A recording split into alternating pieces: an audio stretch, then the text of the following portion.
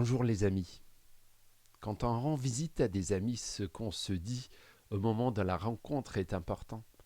La manière dont on est accueilli compte, tout comme le fait de bien connaître non les personnes.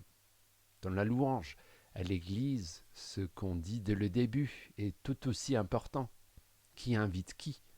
Comment cela change-t-il notre manière de faire? Qui parle en premier? Dieu ou nous?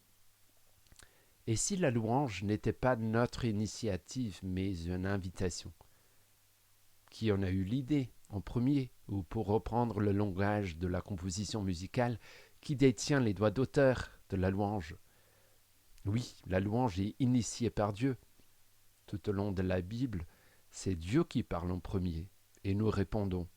Le premier mouvement vient toujours de lui.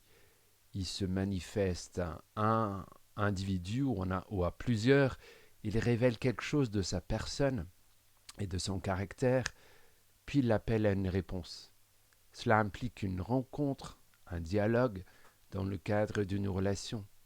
Alors une question à se poser au moment de planifier un temps de louange: ai-je laissé la place à Dieu pour se révéler? Ou avons-nous commencé directement par notre réponse? Autrement dit, avons-nous entendu la voix de Dieu avant celle des hommes, par une affirmation de qui il est, tirée d'un ou plusieurs versets, ou par une invitation venant de lui, comme on en trouve dans les psaumes? Et puis en tant que participant, comment Dieu m'invite-t-il à répondre aujourd'hui?